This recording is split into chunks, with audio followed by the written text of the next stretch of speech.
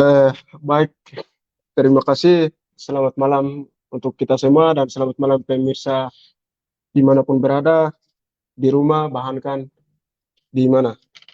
Baik, terima kasih di mana pada hari ini, hari Selasa, dan hari ini kita mendatangi eh, narasumber dua, Abang Ivan dan Abang Petrus. Terima kasih luar biasa bisa gabung dan bisa datang ke LBH Pos Papua. Sementara Abang Ivan sendiri luar biasa dari kemarin dari Jayapura ya. Dari ke Jayapura bisa tiba. Perjalanan agak Dari Jogja. dari Jogja. Nah, baik, terima kasih Abang. Mungkin sebelum kita lanjut dengan diskusi publik, kita langsung masuk dengan perkenalkan diri dulu. Mungkin terlebih dahulu saya sendiri, saya moderator, saya Jora Muagai. Abang, Ya, saya Ivan Ferdinando dari lahir besar di Mapi dan kemudian ada studi di Jogja, terus ada balik ke Merauke dulu begitu teman-teman. Selamat malam waktu Papua. Ya semua sih sebenarnya mungkin di luar juga sudah malam. Nah, kita 2 jam lebih cepat teman-teman di Jawa mungkin masih lebih awal ya. eh, Begitu. baik, terima kasih Abang luar biasa. Siap. Mungkin Abang terus. Baik, saya Petrus Tinggo dari masyarakat adat Kabupaten Bovendigul, juga ikut sini untuk hadir untuk menyuarakan kepada terutama anak-anak kami mahasiswa di Papua Selatan. Terima kasih. Baik, terima kasih Kakak Petrus dan Abang Ivan, luar biasa.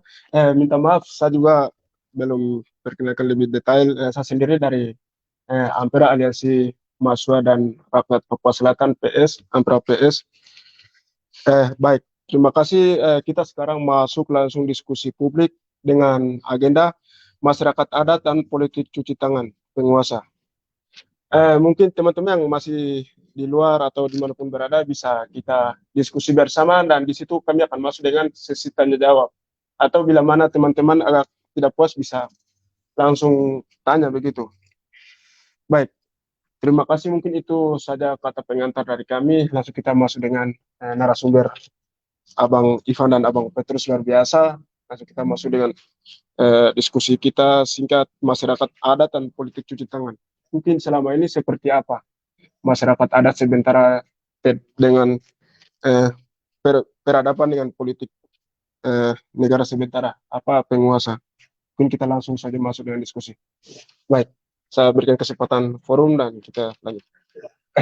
Saya tuh kata Hari awal saya oke, siap. Terima kasih moderator. Jadi ini saya rasa ini momentum yang menarik malam ini. Jadi mungkin diskusinya lebih santai, tapi apa yang bisa kita bicarakan tentang apa soal-soal terkait lingkungan masyarakat adat yang terjadi di selatan begitu ya. Karena memang orang di luar Papua, khususnya di luar apa di luar orang di luar sana mungkin tahu hanya dinamika masyarakat adat ekologi itu sedikit banyak terjadi, ada perlawanan, ada ini ya. Itu segala macam lebih banyak terjadi di utara atau di Jayapura misalnya, tapi selatan tuh kayak adem ayem, santai, tidur, Benar, tidak ada persoalan begitu ya. Nah, itu yang malam ini mungkin kita ngobrol-ngobrol soal itu. Jadi uh, mungkin nanti sebenarnya uh, ini saja cuma ngomong apa masyarakat adat itu siapa, lalu kedua hari ini posisi masyarakat adat itu di mana, kemudian apa yang sudah negara buat atau misalnya ya negara buat atau dampak yang dirasakan dari kebijakan-kebijakan yang sudah berlangsung dari sejak beberapa tahun silam sampai hari ini begitu ya. Atau lalu nanti mungkin masuk lebih menarik ketika kakak kita Petrus mungkin refleksi dengan pengalaman begitu. Itu baru kita bisa lebih cair begitu, lebih ini tuh mendalam karena pengalaman itu ya, lebih apa ya, lebih terasa begitu. Jadi Sebenarnya kan pertama saya tidak tahu ya kapan terminologi masyarakat adat, definisi masyarakat adat itu muncul begitu.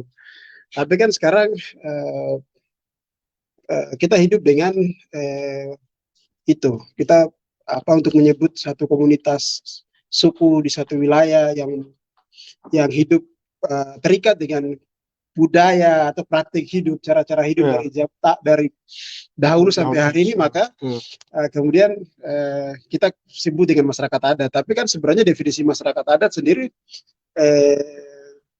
sejauh yang saya tahu kita tidak pernah mendefinisikan kita, misalnya orang Muyu, Mandopo, Marin atau apa, kita tidak pernah, kita tuh masyarakat adat dari mana gitu. Kita tidak pernah tahu, kita pernah ya Muyu misalnya gitu, Mandopo ya Mandopo misalnya. Tapi kemudian karena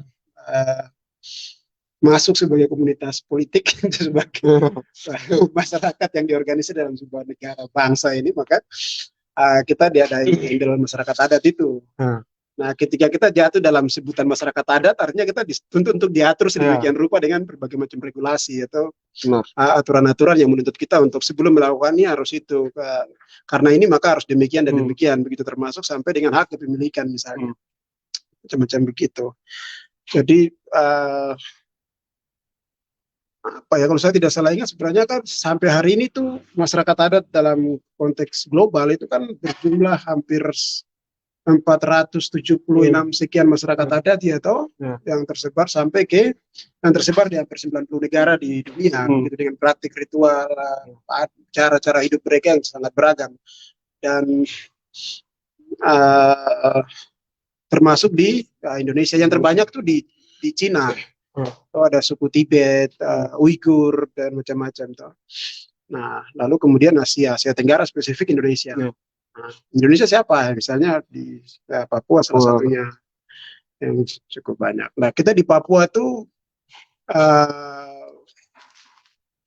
ada 255 bahasa daerah dan 307 suku. Itu yang terdata. Menurut data pemerintah begitu yang terdata. Nah, ini kan kemudian dengan praktik cara hidup, kebiasaan-kebiasaan yang cukup beragam. Lalu kemudian sampai hari ini sebenarnya yang jadi persoalan adalah karena masyarakat itu kemudian masyarakat adat itu hidup dengan berdampingan dengan ekologi, dengan hutan ya, atau dengan dengan ekosistem yang ada. Tapi kemudian ada satu perubahan yang cukup cepat ketika kita dipaksa untuk adaptasi dengan misalnya praktik investasi, perusahaan itu sejauh-jauh deh, misalnya di sebelah ini ada Korindo Group, atau geser sedikit ke Digul bawah sini ada MAM misalnya, Pak Ades ini. Nah, orang dituntut untuk adaptasi dengan satu cara kerja yang menuntut profesi tertentu, gitu ya, atau sementara secara edukasi misalnya pendidikan atau pengetahuan atau skill-skill tertentu untuk masuk ke dalam dunia semacam itu kan tidak mudah begitu ya toh. Jadi sebenarnya kalau mau dibilang mau jujur ya, sebenarnya kita tuh diajak lari sprint, lari cepat dengan kekuatan yang sudah tidak sama sebenarnya. Modalitas pengetahuan sudah tidak balance, tidak seimbang. Otomatis kita kalah. Kita harus jujur. Nah, semacam itu kemudian orang ya gampang saja congir kita kesana kemari, bawa untuk pakai tenaga kita untuk jadi buruh sementara, dipecat juga sesuka hati mereka dan macam-macam. Nah, ini hal-hal yang sebenarnya berkaitan dengan orang-orang di kita, misalnya khususnya di selatan sini. Salah satu cerita menarik misalnya kemarin Hari Masyarakat Adat Internasional toh, Mama Elizabeth Dewey kemarin ngomong gitu. Jadi misalnya tidak ada cuti haid perempuan, tapi kemudian mereka juga harus rutin dipaksa untuk tetap on time kerja gitu. Sementara ya itu generasi penerus orang Papua kan ini gimana mau urus kesehatan makan minum saja sudah tidak benar. Kemudian dipaksa, pressure untuk ditekan untuk adaptasi dengan pola kerja perusahaan misalnya. Itu hal-hal yang sebenarnya teknis, tapi kita mau bicara yang besar. Misalnya satu lagi adalah masuk ke perusahaan ini kan sebenarnya merugikan banyak soal itu. Ya, dampak ekologi salah satu. Tadi itu misalnya langsung kena ke pola kehidupan manusianya begitu ya. Tetapi misalnya dampak ekologi ini kan tidak hanya hutan ya. Hutan, tapi ada juga makhluk hidup yang lain. Ada babi hutan, rusa, burung dan macam-macam. Nah, ini kemudian semua apa tersingkir dengan hadirnya atau masif praktik eksploitasi yang ada di selatan. Lalu belakangan isu lingkungan ini kan kemudian jadi isu yang seksi atau karena muncul banyak pihak mulai bicara seberapa penting isu lingkungan, kita harus memperjuangkan ini itu, ya toh. Saya harus jujur bahwa isu masyarakat adat itu tidak muncul dari Indonesia, apalagi dari Papua, gitu. Seberapa penting masyarakat adat tidak muncul dari sini, itu didorong atau didorong oleh komunitas internasional katakanlah atau misalnya dunia internasional. Ada PBB misalnya, ya tahu ada rezim politik lingkungan global yang kemudian mengatur itu, sehingga bagaimana kita di bawah juga dipaksa untuk ikut cara kerja itu begitu, sehingga kita kemudian masuk dalam semacam program-program skema-skema tata kelola hutan. Iya, tahu kan sekarang nih banyak LSM yang kemudian sekarang juga mulai dorong ini masyarakat harus terlibat ini. Jadi mereka tidak kerja sendiri, sebenarnya mereka kerja itu bagian dari satu kerja benang merah besar ini. Jadi ada satu tuntutan-tuntutan itu. Jadi misalnya yang paling real adalah efek gas rumah kaca ya, atau belakangan. Salah satu contoh misalnya adalah ketika negara-negara Skandinavia misalnya di Norway dan macam-macam itu, ketika mereka kutub es mencair, mereka adalah satu negara yang sangat riskan mengalami efek langsung dari perubahan ekologi itu. Atau terus saja jauh di sebelah Pasifik Selatan nih, atau Tuvalu, Fiji, Kiribati, Solomon Island itu kan kalau air laut naik sedikit saja selesai habis. Sehingga ada upaya-upaya untuk itu komitmen etis untuk menjaga laju deforestasi sekaligus menjaga untuk iklim bumi atau dunia ini tetap terawat dengan baik. Kemudian dari situ ada satu mekanisme internasional yang kemudian ada satu badan internasional yang mengatur tentang itu, namanya UNFCCC. UNFCCC ini United Framework Convention on Climate Change. Jadi satu badan di bawah PBB yang mengatur tentang bagaimana rezim tata kelola ekologi global ini supaya menekan laju efek gas rumah kaca. Di bawah itu ada yang namanya IPCC. Nah, lalu ada satunya lagi COP. Saya kira ini penting karena akan berkaitan sampai ke bawah itu ada kerja-kerja sampai kita udah apa ini. Jadi juga bagian penting. Jadi bagaimana keputusan-keputusan itu diambil atau komitmen-komitmen etis besar ini dibicarakan sampai di negara yang namanya Indonesia ini meratifikasi itu. Lalu kemudian diturunnya dalam bentuk misalnya kebijakan. Entah itu dalam Perpreska, peraturan lingkungan hidup kah, Kementerian Lingkungan Hidup kah, ya toh, untuk bagaimana tata kelola hutan, lingkungan hidup dan kehutanan di Indonesia, spesifiknya di Papua misalnya. Itu macam apa ya toh? Otomatis kalau bicara tentang tata kelola hutan, masyarakat yang paling rentan dengan hutan adalah masyarakat adat, sudah pasti ya, atau komunitas tempatan, orang asli yang hidup dan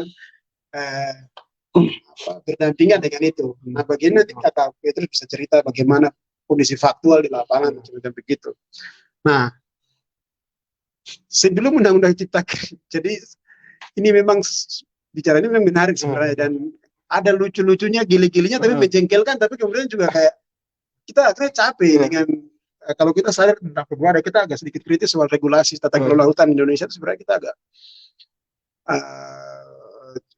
lucu, karena sebenarnya maksudnya kita tuh jadi buat capek, kita dibuat capek tentang tata kelola hutan, keberpihakan, tetap narasi-narasi keberpihakan tentang terhadap masyarakat adat. Nah, misalnya begini, jadi ada gini deh, Indonesia itu kemudian meratifikasi beberapa konvensi internasional, terlibat dalam yang namanya Paris Agreement, terlibat dalam namanya Protokol Kyoto dan konvensi-konvensi global lainnya. Mereka selalu ada temuan tahunan. Negara-negara member dunia itu kumpul untuk bicara masa depan global ini. Indonesia sebagai negara berkembang, dia punya kewajiban moral, etik untuk menjaga kawasan hijau yang dia punya, ya toh. Nah, tapi cuma yang punya negara yang punya bentangan sabuk hijau itu cuma beberapa, yang punya benua yang kaya dengan hutan tropis itu cuma ya Amazon, Brazil, Indonesia, Asia Tenggara, lalu ada beberapa yang saya lupa. Cuma bisa dihitung dengan jari. Nah, Indonesia itu di mana ya toh? Coba kita lihat. Benar. Papua, Kalimantan misalnya. Mas, apakah pertanyaannya Papua Kalimantan tidak ada orang, kan ada orang di Ya. dalam ya. Pertanyaan bagaimana negara meregulasi kehidupan komunitas adat itu supaya kebijakan yang turun itu kita rasa itu Ya. betul-betul. Salah satu contoh misalnya, jadi ada satu konsep besar yang kemudian dibicarakan dalam level global itu adalah NDC. Jadi NDC itu National Determined Contribution, itu satu konsep penting yang mengatur tentang kontribusi Indonesia dalam upaya-upaya litigasi dan mitigasi di tingkat global. Jadi mereka lapor Indonesia itu bisa lapor di sana di tingkat global itu mereka lapor.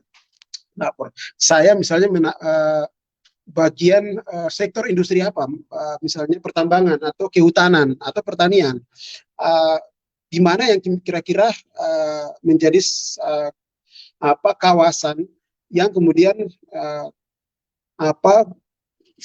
menjadi kawasan konservasi atau ruang-ruang pelestarian supaya bisa menekan efek laju gas rumah kaca itu. Tapi kan kemudian dia harus menahan produktivitas dalam negeri, ya kan soal lagi jadi masalah, ya jadi masalah lagi. Jadi tapi kemudian dia akan bilang begini, kalau menahan laju produksi dalam negeri artinya dia tidak punya uang, ya, atau APBN menurun. Negara-negara maju yang dulu punya dosa asal muasal, dorang itu produksi barang di Eropa Barat, revolusi Eropa Barat, revolusi industri di Eropa Barat, tenang aja, dia bilang Indonesia. Nanti kita kasih uang untuk jaga hutan ini, gitu. Dispensasi kompensasi dalam bentuk berbagai macam skema pendanaan hutan hujan tropis yang ada di dunia ini, di Indonesia. Nah, nanti uang itu dia turun. Nah, itu di situ baru nanti dia mulai turun dalam bentuk skema-skema tanah Tora, program perhutanan sosial, sampai bagaimana LSM berupaya untuk kerjasama dengan masuk dalam skema-skema itu untuk menjawab kebijakan yang atau mengeksekusi kebijakan dari yang dibuat oleh pemerintah. Nah, dari seputaran itu kita yang mau kita tanya adalah, oke, sebelum saya masuk ke pertanyaan ini penting. Dalam NDC yang Indonesia susun, salah satu upaya strategi litigasi dan mitigasi itu di dalamnya sebagian besar justru bicara tentang bagaimana pelibatan indigenous people atau masyarakat adat, komunitas tempatan untuk berkontribusi, terlibat aktif dan menentukan sejauh mana hutan itu harus terjaga dengan baik, ya toh. Itu dibikin mewah di dalam konsep besar itu. Jadi itu dibikin mewah. Bagaimana masyarakat itu kita harus bikin pendampingan, mereka berdaya secara ekonomi dan bla bla bla. Ada skema-skema perhutanan sosial juga disebutkan sebagai semacam daya tawar atau strategi kunci untuk mitigasi hutan. Oke, semua komitmen etis lah yang bombastis di tingkat internasional Indonesia bicara di tingkat global. Kita mengukur saja salah satu misalnya. Terus sekarang kita ukur, pertanyaan sederhana.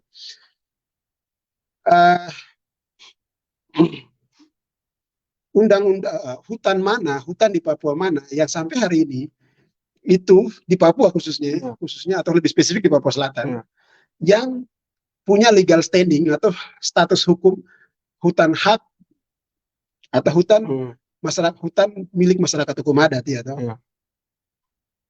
Sampai hari ini tidak ada. Tidak ada.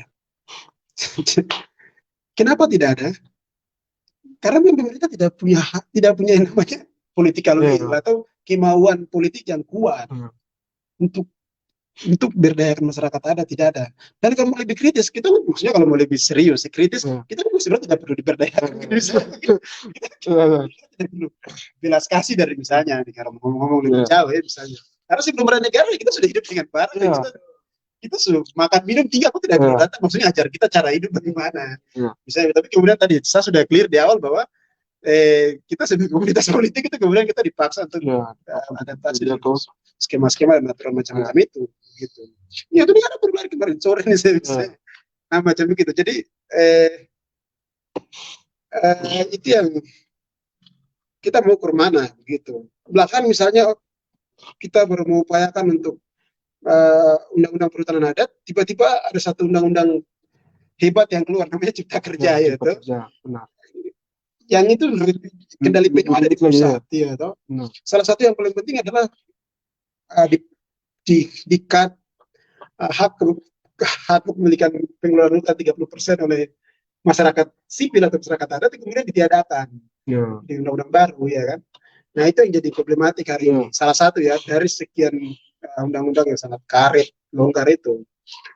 Karena apa ya? Saya mau bilang bahwa sebenarnya memang secara regulatif dan etik atau moral kekuasaan terhadap orang Papua khususnya spesifik itu tidak ada sama sekali. Orang hanya buat kita capek. Ya. Di tingkat paripurna misalnya, sampai hari ini undang-undang masyarakat hukum adat yang didorong oleh AMAN, Aliansi Masyarakat Adat Nusantara, WALHI, dan macam-macam itu mentok karena memang tidak diikat baik pemerintah karena sampai hari ini belum ada diparipurnakan itu. Naskahnya sudah ada, tapi belum ketuk palu lah. Sebenarnya begitu belum ketuk palu. Karena kenapa? Konflik kepentingan. Itu soalnya konflik kepentingan. Jadi memang sederhana sekali, orang hanya buat kita capek dan tidak ada kehendak baik untuk melihat itu. Jadi tapi kemudian yang berkaitan dengan itu cuci tangan tadi, politik cuci tangan kekuasaan itu maksud saya adalah selalu seluruh bentuk investasi mulai dari Kurindo Group yang ada di karena saya lahir besar Padi dan saya tahu bagaimana perusahaan kita naik satu kali mati atas sana turun pulang balik kapal pulang balik. Jadi sekarang perusahaan masuk Kurindo Group itu dari tahun 90-an tuh bagaimana 92 kan. Nah 90-an itu sudah ada sampai hari ini, bayangkan iya toh. Misalnya orang Bovi udah tidak ada sama sekali. Nanti kakak bisa cerita banyak soal itu. Tapi itu saya coba pantik saja. Jadi saya rasa itu saja.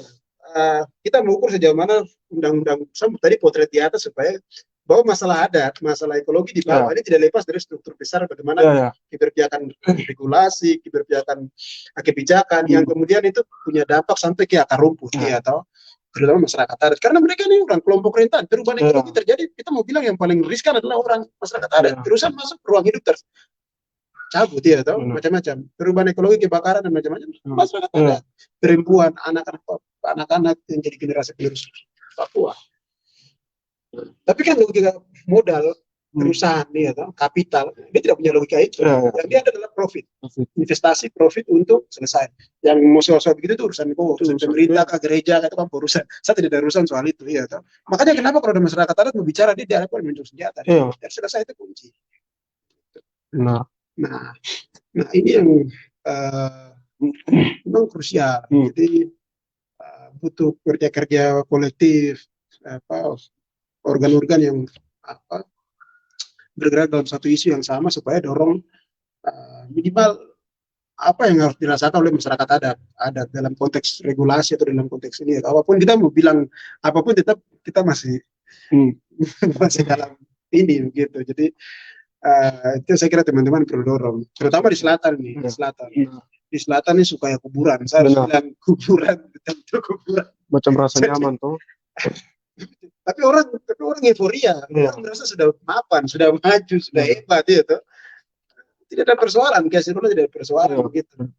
Nanti orang dapat injak dari kepala di situ berulang rasisme, orang berontak ke kanan. Persoalan itu satu persoalan dari banyak persoalan yang sudah terjadi.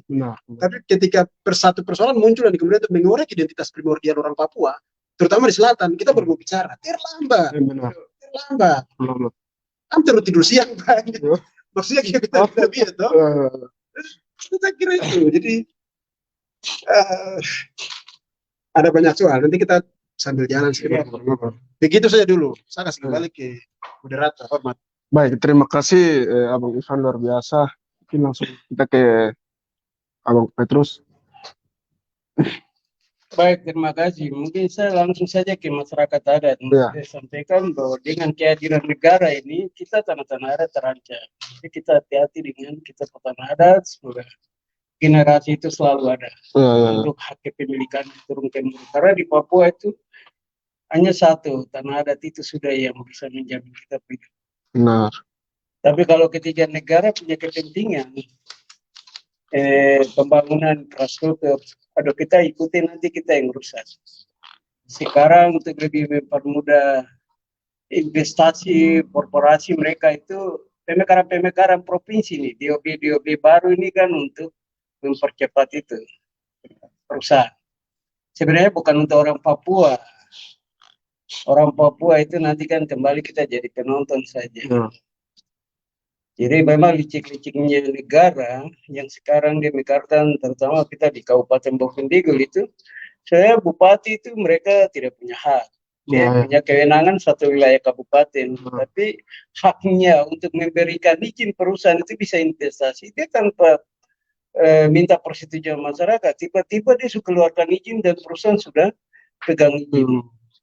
Pergi ke kampung-kampung, dia kumpulkan masyarakat. Contoh saya ke tempat di Kalikau. Kumpulkan kami 2014. Jadi dia bilang saya ada konsultasi publik. Jadi pikirnya itu perusahaan baru masuk. Pada tahun 2012 tanggal 31 Agustus itu dia sudah dapat izin dari bupati. Sudah berikan. Nah, nanti baru ketemu kami masyarakat. Jadi kita pikir itu mungkin dari baru awal ketemu, jadi mungkin bisa MOU yang baik. Ternyata dia sudah duluan. Jadi kita ya pikir itu begitu. Tapi ya sudah, syukur. Begituan saya karena dengan adanya dulu pembalakan kayu 1992 di tempat saya Kalikau, dari belajar itu saya lihat ini perusahaan dicik penipuan saja. Dan kami mau bicara, kami hak dia pakai pendekatan aparatur negara. Jadi kami tidak bisa menyuarakan. Mempertahankan, tidak bisa kita putar tanah ada, kau jangan bongkar sembarang, tapi dia sewenang-wenang. Nah begitu. Jadi yang dari belajar dari itu dengan perkebunan yang ada di sebelah Kalikau, TPA 1998 dia buka perkebunan sawit Korindo Group ini. Dari situ saya lihat bagaimana kesejahteraan masyarakat. Waduh, ini parah. Masa pemiliknya mesti bikin permohonan ke perusahaan. Nah baru perusahaan lihat itu, baru ini berarti kan dia, kalau saya punya bahasa kasar bilang, dia perusahaan punya CCTV, pemerintah dengan perusahaan punya CCTV ke masyarakat, tapi masyarakat tidak punya CCTV untuk perusahaan dengan pemerintah. Karena kembali itu permohonan, masa kita mau perjalanan mesti detail. Terus kita mau minta Bama apa, kita mesti buat permohonan, dan tidak, itu salah. Jadi ini yang dibilang pemilik sejahtera, sebenarnya bukan sejahtera, ada pembodohan besar-besaran. Dan terutama pendidikan-pendidikan yang dulunya kami punya orang tua itu pendidikannya kelas 3 dia tulis pintar dia. Tulis bacanya pintar. Kalau kita sekarang punya anak jauh, karena guru-guru sudah tidak ada di tempat. Tapi lancarnya pemerintah nasional berikan izin, terus pemerintah daerah, provinsi untuk perusahaan-perusahaan itu ada di kampung-kampung sana. Tapi pendidikan ini tidak dibangun. Belajar dari situ ya, saya lihat ini perusahaan ini dia liciknya itu pendekatan uang. Uang itu yang masyarakat, karena kita orang Papua ini kalau dikasih barang itu dia pikir itu orang baik, padahal itu belsibo besar dia mau bom kita. Benar. Gitu. Jadi kalau kita orang Papua dong baca kita po karakter. Dia bicara, kalau tidak dikasih uang tidak bicara, kalau kasih uang dia diam. Ini yang bicara ini dong masuk. Terus kumpulkan masyarakat, karena perusahaan itu dia sudah dapat izin dari pemerintah, jadi dia ke kampung itu kumpulkan masyarakat, bikin daftar hadir, dokumentasi laporan bahwa dia sudah ada dapat persetujuan dari masyarakat. Padahal tidak pernah ada dokumentasi video yang dimana ada 1-2 masyarakat keberatan bahwa perusahaan jangan masuk. Itu mereka tidak lapor ke Jakarta. Jadi Jakarta terima yang bilang bahwa sudah bisa investasi perusahaan itu tersebut itu bisa di sana. Nah, tapi saya waktu 2018 bikin penolakan tanggal 29 Mei itu saya juga dapat diancam. Mantan Kapolres Bovendigul bilang saya itu begini, Petrus, masa kamu preman mau kalahkan negara? Saya balik heran lagi, kok bilang saya preman? Sebenarnya saya ini pemilik tanah adat. Yang preman itulah negara. Negara itu mencuri hak hidup masyarakat. Benar. Kehadiran negara di sini itu kita ini juga yang terancam. Begitu apalagi dengan DOB baru ini, aduh luar biasa. Ini hanya untuk mobilisasi non Papua saja, kami tidak ada, mohon maaf. Tapi ini fakta, bukan saya ini karang-karang, tapi penduduk orang Papua kan tidak ada. Saya pikir Merauke Provinsi Papua Selatan ini kemarin ngotot-ngotot, sekarang sudah mulai ribut-ribut lagi. Wah, kenapa mesti ribut-ribut, harus akui lah. Tidak usah ribut-ribut. Kamu orang Ya, ya. harus ada provinsi Papua Selatan. Kita tidak boleh tergantung dengan provinsi Papua. Ya. Nah, berdiri sendiri ini mulai berteriak. Ya, Berteriak. tujuannya kan pemerintah nasional begitu. Biar kamu baku bunuh sudah, yang penting jalan. Ya, ya, ya, Tapi ya. kita juga kembali, masyarakat khususnya orang Papua, Bopin Bigul dan Merauke ini, ya harus kembali pertahankan tanah adat. Karena itu bagian dari buat kita generasi. Dulu belum ada negara, belum ada perusahaan itu, kita punya moyang itu dong. Kenapa bisa hidup dan bikin turunan? Benar. Itu karena alam itu sendiri yang menjamin. Jangan kita lihat dari kebijakan pembangunan infrastruktur. Kami orang Papua sekarang khusus masyarakat adat itu, bagaimana kita berpikir untuk wilayah kehidupan untuk Ya. kita generasi. Jangan kita buru kejar. Karena kembali nanti kita jadi penonton. Sebab ada orang, mohon maaf ya, ada orang Indonesia lain yang ada di bawah kolong jembatan, dia akan ke sini juga sama kami. Dan mereka juga sudah sekolah. SD-nya sangat maju. Kami di Papua ini dasar fondasi saja SD sudah jalan. Ya. Bagaimana dari SD ini kalau tidak jalan terus dia mau masuk SMP, memang bisa orang paksakan karena melihat umur dikasih ikut ujian nasional. Ini yang terjadi di kawasan kami perusahaan, termasuk saya di Kalikau. Jadi saya lihat guru-guru itu datang, kok seumur berapa? 15, oh 14 anak. Oh sudah kalau begitu kau ikut ujian nasional. Padahal dia tidak sekolah, hanya asal main tangkap saja langsung. Jadi dia tahu tulis baca kan tidak boleh masuk SMP kelas 1 itu. Ini pembodohan besar-besar. Jadi kami bergabung di Indonesia ini masa depan Papua sama sekali tidak ada. Itu jujur. Harapan tidak ada. Ya. Harapan tidak ada. Kami orang Papua ini aduh. Sebenarnya kau paksakan kami itu dengan engkau berarti kau harus ya bina kami yang baik supaya kami juga bisa jadi manusia seperti engkau juga.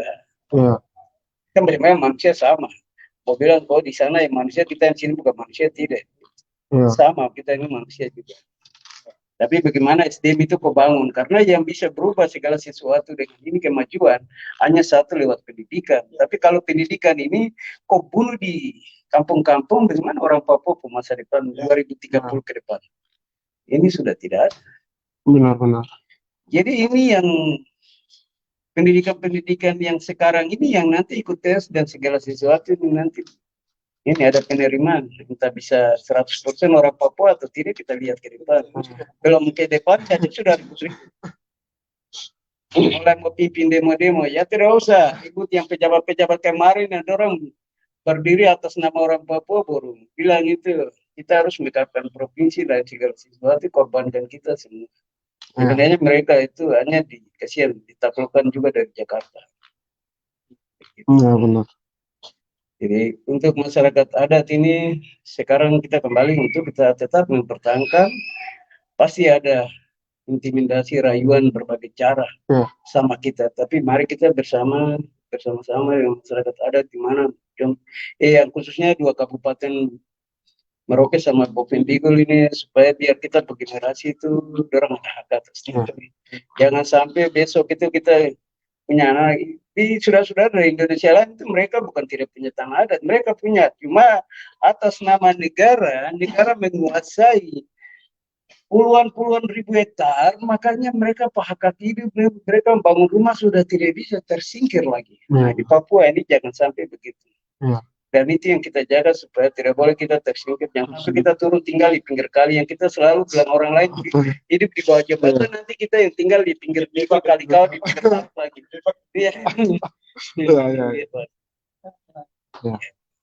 Jadi memang sadis, perusahaan itu liciknya kenekatan uang, terus cara bujuk rayu, terus ketika ada masyarakat yang tolak bahwa perusahaan ini kita tidak terima, bikin rusak kita hutan, dianggap provokator. Itu dengan pemerintah itu begitu. Ini provokator saja, dia tidak mendukung pembangunan. Pembangunan sebenarnya mana? Seperti apa ya? Pembangunannya. Di Papua ini kita tidak bicara pembangunan itu berhenti dulu. Kita di Papua Selatan khususnya provinsi, dan bilang provinsi, tapi sampai saat ini saya mau ucap provinsi juga ragu karena ini nanti kita yang ikut kita orang Papua sendiri yang akan tersingkir. Itu sudah otomatis. Kita bicara bilang orang di Jayapura Utara, orang sana itu ribut-ribut bilang begini merdeka. Tidak, bukan masalah merdeka. Karena hak-hak mereka dirampas, makanya mereka menyuarakan. Nanti kita di Papua Selatan juga. Nanti pelan-pelan baru mulai rasa begini tidak ada hak atas tanah itu, baru mulai pimpin demo lagi, mulai di sana, korban di sana, korban di sini.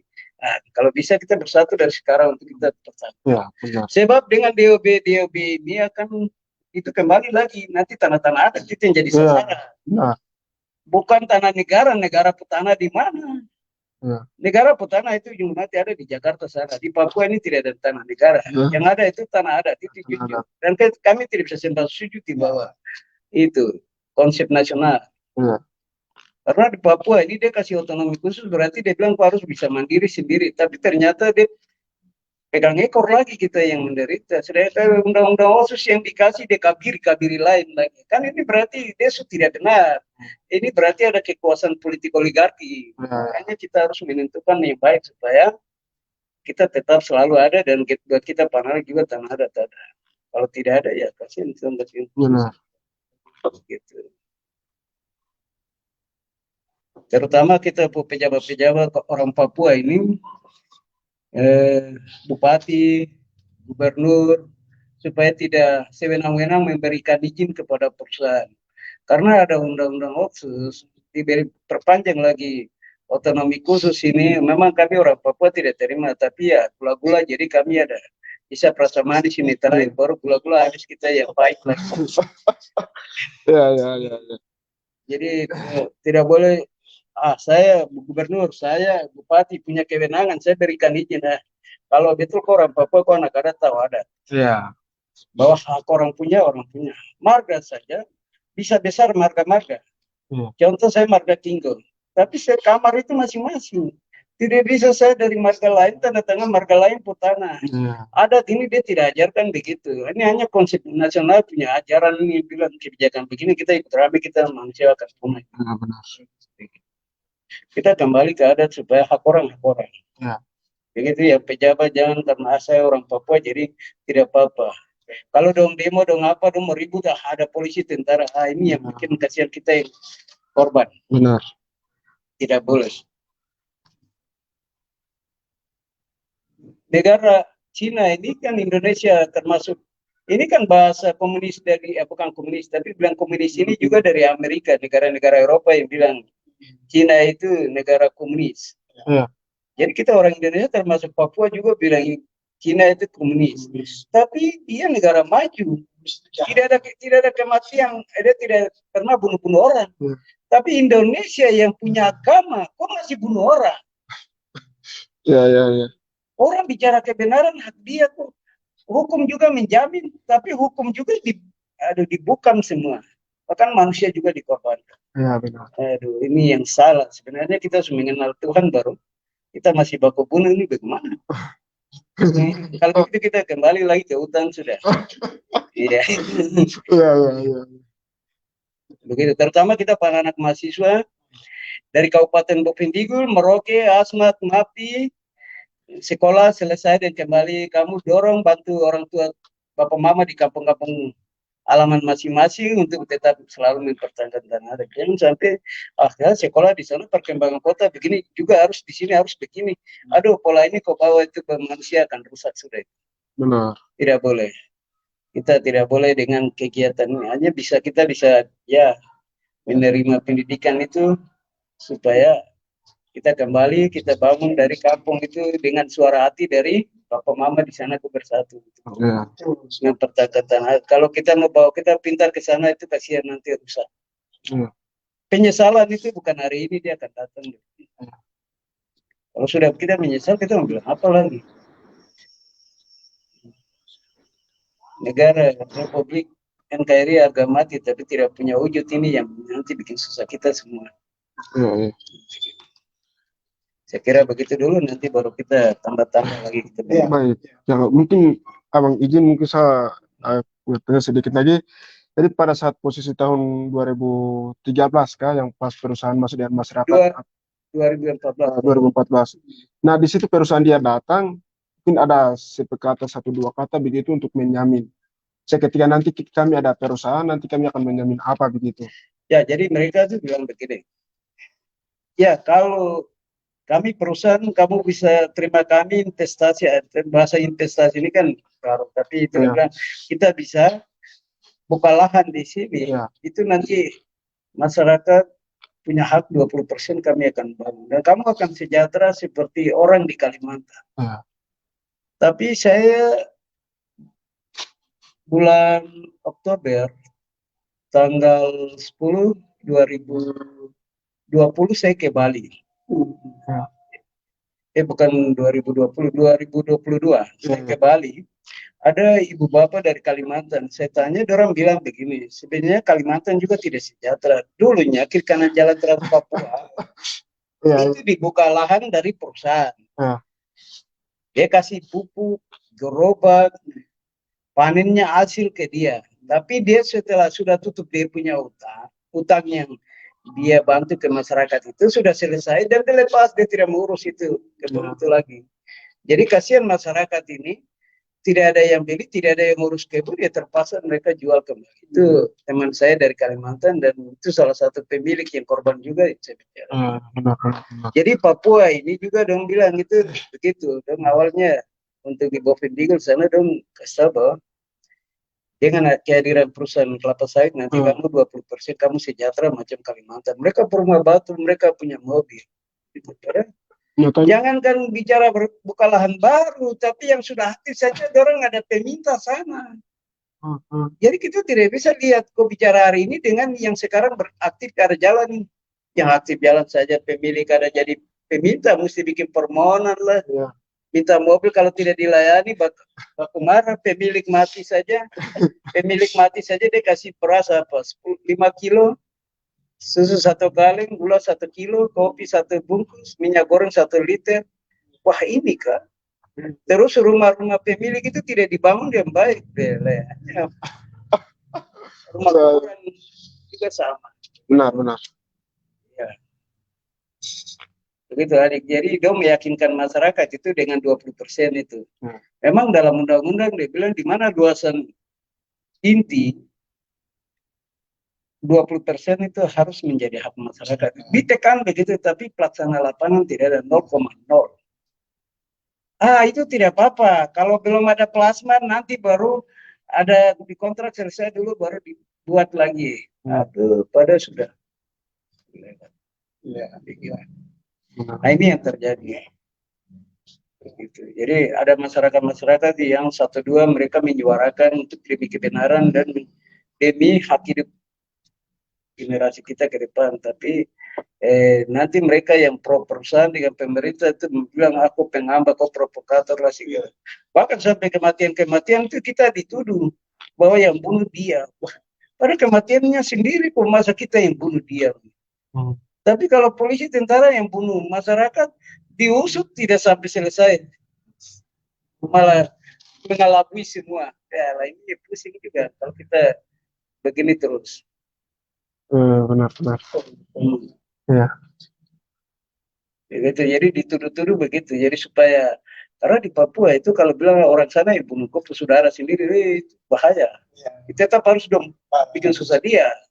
Nah itu liciknya negara dengan perusahaan itu dong pakai begitu dong mengaduk kita di situ. Begitu adik. Ada pertanyaan lagi gitu. Kalau bisa masuk ke ini. Betul. Jadi, nah itu sudah. Jadi memang saya kira apa yang diceritakan sama Kakak Petrus itu ya memang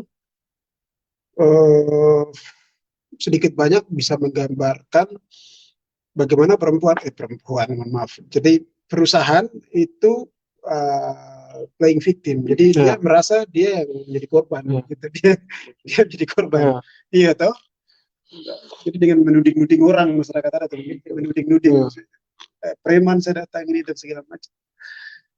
Saya sudah kasih keadilan dan segala macam ya, kasih sejahtera. Jadi itu kan sebenarnya menuding kemudian tinggal negara respon kan begitu dengan keamanan begitu. Misalnya kalau kawan-kawan ingat dulu ada Kakak Maris Betera dulu ya. Iya di 19. Itu PPA. Iya toh. itu juga kira-kira begitu, ada represi lah kira-kira ya, atau lalu kemudian korban dengan sakit dan Korban. seterusnya gitu. Makanya menurut Kapolres itu bilang bahwa pembunuh data dulu Iya, berita hoax itu tidak jelas lagi. Orang ada pasal yang menjamin bilang jangan memberikan berita yang tidak benar, berita hoax itu ada pasalnya. Padahal orang sendiri yang langgar lagi. Melanggar jadi itu pasal. satu contoh. Langgar pasal. Itu. Benar. Jadi satu contoh itu yang di KTK, kita ambil Ya. contoh memang dekat-dekat dengan kita di selatan atau Animas di daerah Taniman. Jadi, tapi kan siapa yang mau bicara ya? Iya. Orang di sini kan pertanyaan siapa yang mau bicara? Orang makan minum kayak tidak ada persoalan begitu. Iya toh. Jadi agak ironis dan memang aneh kita berapa. Benar. 3 hari orang bisa merayakan persiapan 17 Agustus, besoknya sudah live musik dari kemarin sana. Iya. Menghabiskan anggaran dan macam-macam. Oke, itu bukan kita buang kira-kira, tapi ya negara ambil pajak dari kita juga kira-kira gitu. Sebenarnya itu juga tidak perlu persiapan. Karena kita membaca kondisi-kondisi semacam begini kan sebenarnya Kita dalam kehancuran. berarti tidak baik saja ya toh. Iya. Literasi jelek ya toh. Ya. Ya, toh. Siapa berapa persen orang yang ngajar misalnya di Musamus katakan atau di mana lah. Ya. Berapa waktu lalu representatif orang asli Papua legislatif di Merauke cuma 1 orang kalau tidak salah 2 orang ya. Kalau orang marah-marah ya tuh ribut-ribut. Macam-macam. Jadi aneh, serba aneh. Aneh. Nah, keadaan semacam itu kan itu hal yang sangat krusial yang bisa kita telusuri untuk lihat yang lain, maksudnya yang lain, soal lain.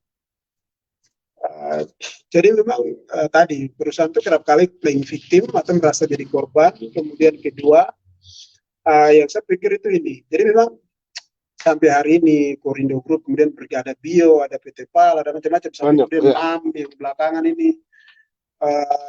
Ini kan sebenarnya tidak lepas dari ya mulai dari peran pemerintah daerah, tingkat daerah sampai provinsi sampai ke pusat ya. Jadi undang-undang itu tajam di bawah masyarakat adat, tapi dia tumpul ke perusahaan. Itu tadi kakak Petrus bilang oligarki itu, dia tumpul ke situ. Jadi kayak pantul begitu ya. Jadi apa? Orang tidak punya masalah. Iya.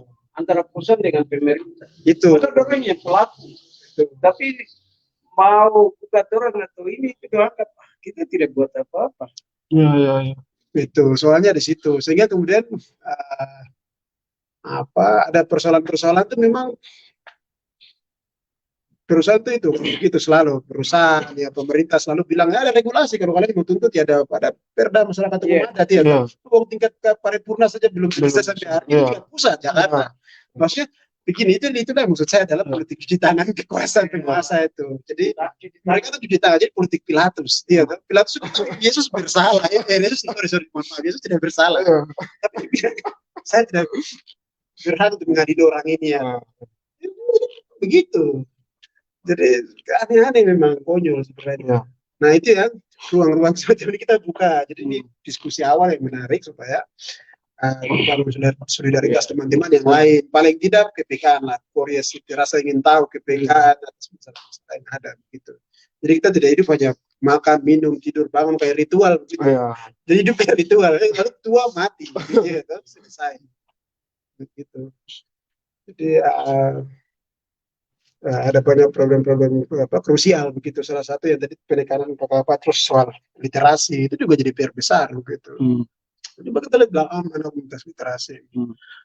Cukup getol memperjuangkan aspek literasi di selatan sini mana ya. Padahal itu basisnya fondasi manusia nih.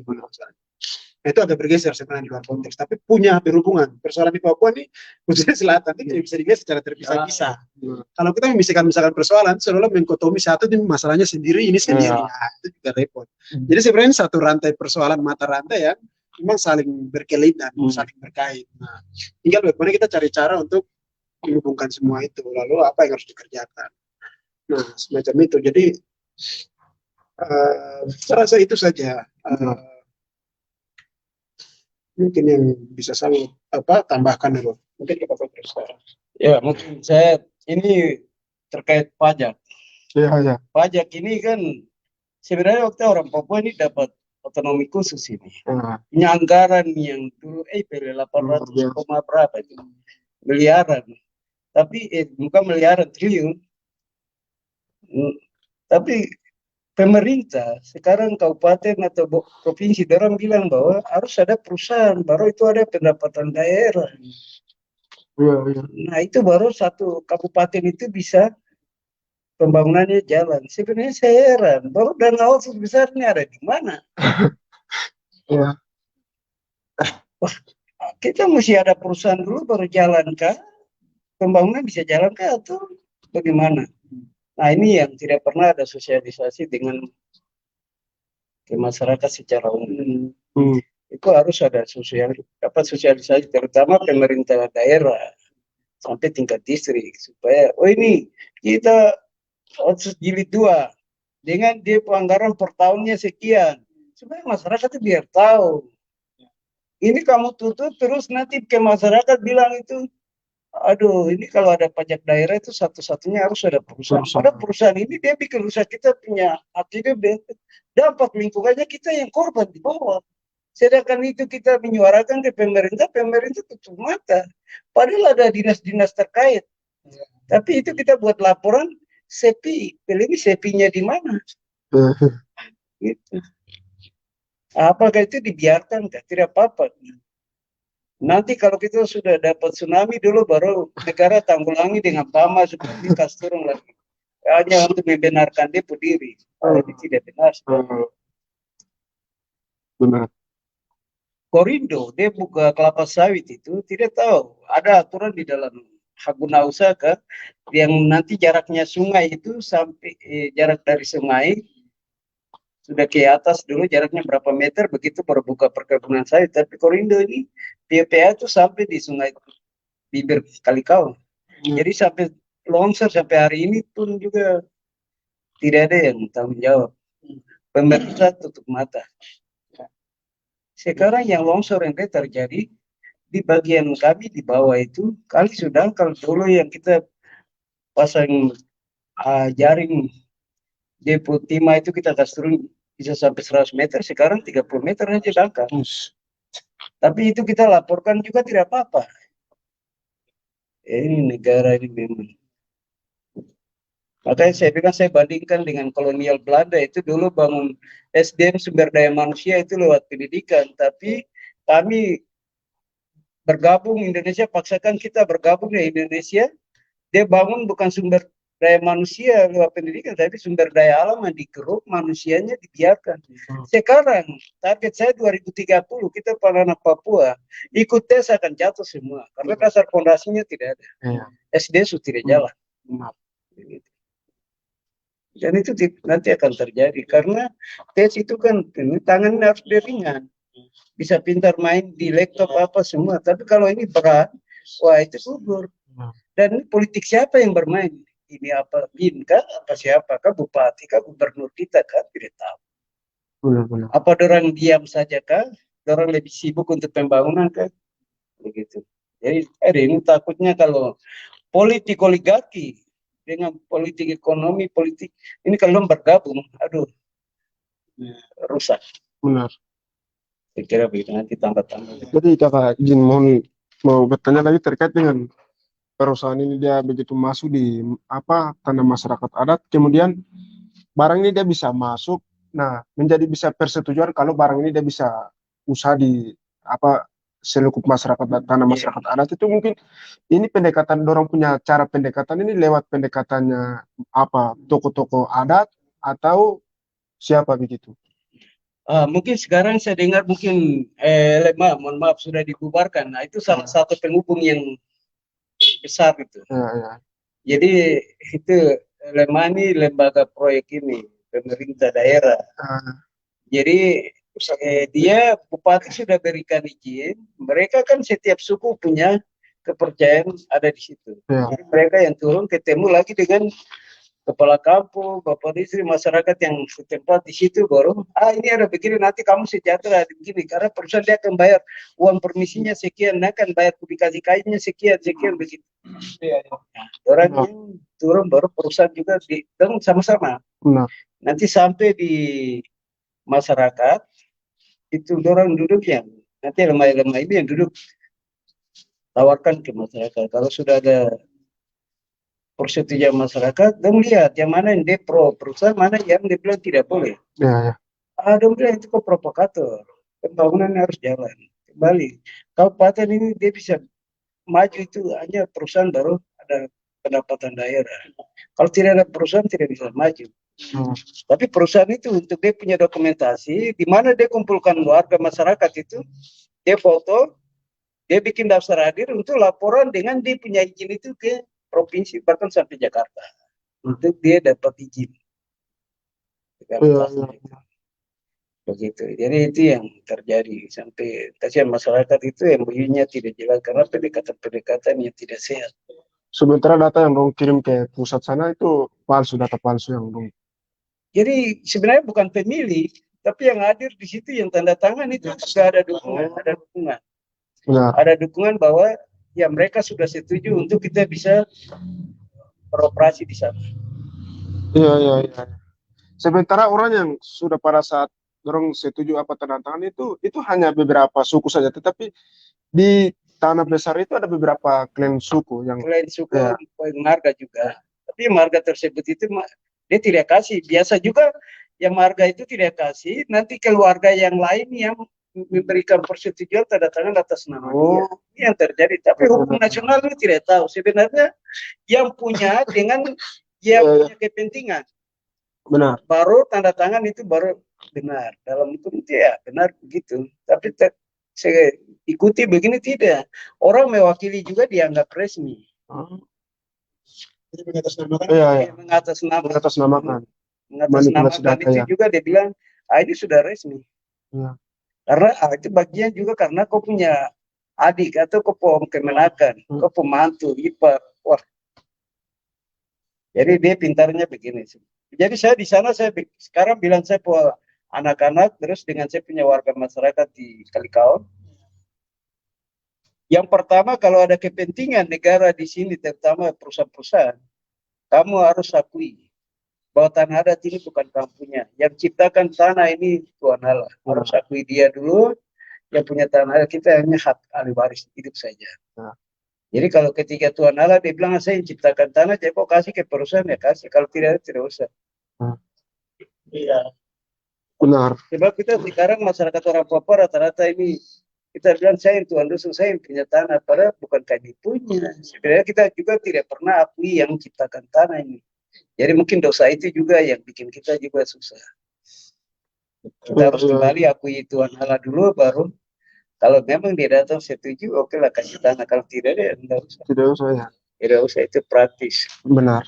Sebab pendekatan-pendekatan cara itu nanti dia mengelabui kita. Dan sebenarnya itu semua diatur dalam adat itu ya, atau ada di adat. Ada. Dan marga tidak bisa satu melanggar satu paham. Dan cerita sejarah itu jangan satu dia benarkan satu. Cerita orang tua dia sudah larang, dia bilang nanti kok cerita dia posisinya nanti salah. Ya. Tidak begitu. Itu dia sudah larang. Itu yang marga itu dia punya. Sisila dan dia punya cerita itu dia punya. Jangan kita yang lain bilang, dia begini punya argumen lagi ke kepentingan yang tadi itu perusahaan dengan pemerintah. Jadi kasihan. Jadi dengan argumen itu kasihan dong bikin dia tersingkir. Iya. Begitu. Benar.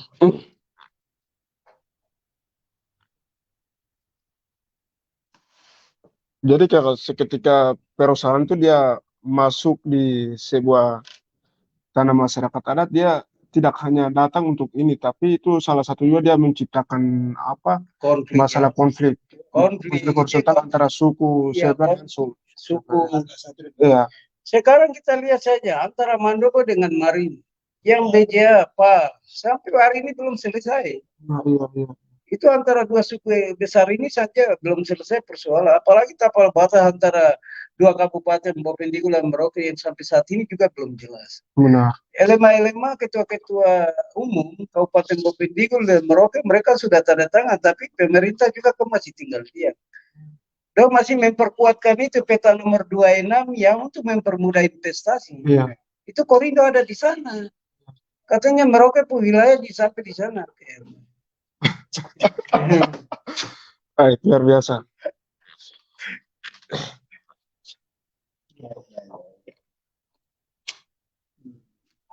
Jadi saya sudah sepakat dengan saya masyarakat beberapa marga bahwa tanah adat tidak usah kasih ke siapapun punya kepentingan. Intinya kita jaga supaya kita pun anak-anak kita juga masih ada di atas tanah adat. Ya. Jangan sampai karena mempermudah investasi kita gila dia punya pendekatan uang dan kita yang kasihan. Nanti kita punya anak-anak yang kembali bilang kita bapak babi anjing kenapa bikin susah kita kan doa yang tidak bagus. Ya. Iya, dan kita yang salah. Jadi untuk mengingatkan masyarakat adat itu, tanah adat itulah yang memberikan kita nafas kehidupan. Tidak usah sampai kita berikan karena orang curi itu dia berbagai cara. Benar. Dia akan pakai cara sini sana. Pemerintah ini dia kasih izin terus dia bilang saya tidak tahu itu kamu dengan perusahaan. Wih, pemerintah luar biasa. Iya, iya. Oke, baik. Abang berdua, Abang Ivan, Abang Petrus, mungkin untuk mengatasi persoalan yang terjadi di masyarakat adat setempat ini, untuk mengatasi ini kita harus perlu buat apa? Atau dalam yang kan kita selatan ini kan macam seakan-akan itu tidak ada masalah yang kami di selatan ini. Sementara ada masalah besar, tetapi penyadaran ini tidak muncul. Iya, Akhirnya kami tidak melihat kalau barang ini sebentar ada terjadi. iya benar. Kita Papua Selatan tuh kita anggap macam aman-aman, padahal ternyata kita ada di gusur pelan. Jadi ya itu kembali lagi saya minta untuk LBH, lembaga bantuan hukum ini harus mendampingi masyarakat adat. Karena mereka apa yang menyuarakan itu hak hidup orang. Kami tidak bisa melihat dengan kebijakan pembangunan dengan infrastruktur. Sekarang contoh saya bicara masalah Trans Papua. Trans Papua dia bilang ini untuk umum. Padahal sebenarnya bukan untuk umum. Ini orang jalan kepentingan pribadi semua. Kalau untuk umum kita pemilik yang negara kok pakai jalan Trans Papua di atas tanah adat kami, mungkin kita sudah sejahtera. Tapi ini kan jalan pribadi semua. Untuk mempermudah investasi saja sebenarnya. Supaya proses izin itu bisa lalu-lalang. Sebenarnya kita jadi penonton. Orang mobil mewah, orang motor begini. Padahal negara juga 1 meter persegi ini dia tidak bayar. Tidak tahu tanah ini apakah status ini sudah dijual kah atau tidak, saya tidak tahu. Yang korban ya masyarakat di pinggir-pinggir jalan itu punya ayam, punya babi, anjing, kena tabrak. Dibiarkan saya begitu. Benar. Terus yang saya heran, rambut-rambut jalan ini, rambut-rambut jalan yang dari antara Merauke, Bovendigul di tengah itu kan di situ tulis TC Group, selamat datang PT, selamat datang Tunas Sawerma. Dia ini kan swasta, dia bukan pemerintah. Ini saya pertanyakan ke KPU, PU. Dia bilang itu di perhubungan. Ini jadi baku lempar bola liar lagi. Iya. Jadi secara saya pribadi masyarakat adat, saya bilang berarti Bovendigul, Merauke, maaf ya Asmat ini tanah ini itu Korea sudah. Kenapa dia post statement yang bisa ada dia? Yang ada bisa di atas itu perhubungan. Di mana mungkin wilayah kampung atau batas distrik. Jadi orang tidak tahu, kita semua masuk di distrik kampung. Masuk di kampung. Iya, distrik apa? Nah ini saya masuk di sana. Masa? Saya Group. Selamat datang Tunas Sawerma. Luar biasa. Iya. Ini pemerintah model apa ini? Iya. Berarti kembali lagi tanah adat yang 4 kabupaten ini yang sekarang lahirnya Provinsi Papua Selatan yang keadaan paksa juga ini, tanah-tanah adat kami sudah diambil oleh perusahaan Korindo. Dia bisa taruh. Kalau dia belum beli semua tanah adat, otomatis dia tidak bisa pasang dia statement di atas. Karena itu nanti pasti pemerintah tegur dia. Ini jalan nasional. Iya, benar. Ajak hidup orang banyak kok tidak boleh ini, tapi ya itu negara karena dia lihat kok sudah ambil tanah jadi kok juga bisa boleh taruh karena kok orang hebat ya. Itu tanah adat kami sudah diambil semua. Saya bilang begitu, tapi orang bakal lempar saja dan bilang itu kayak perhubungan lah. Nanti perhubungan bilang ketemu dengan bupati, gubernur lah. Iya, iya. mana yang benar. Betul. Itu koridor juga punya statement itu. Di jalur jalan Trans Papua juga dia bisa taruh orang-orang berjalan juga gitu. Merasa berat ya, punya kuasa. Dia punya kuasa. Berarti kan pemerintah negara dulunya negara di atas, dia bisa mengurus rakyatnya, tapi sekarang itu perusahaan yang di atas dia mau diatur negara itu, diatur negara. Jadi kasihan yang korban masyarakat. Iya, benar.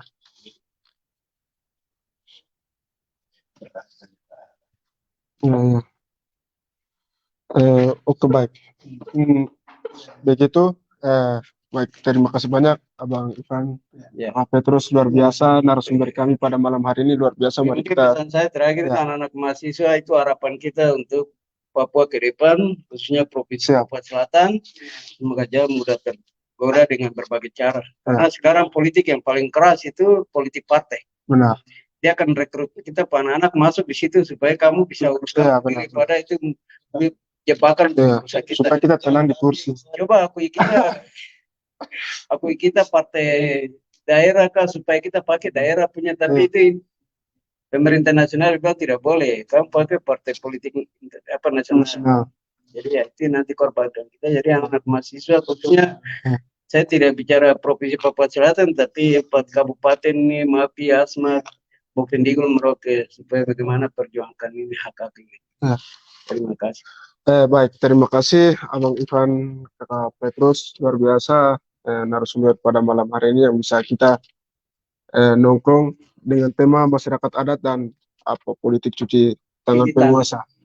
Luar biasa.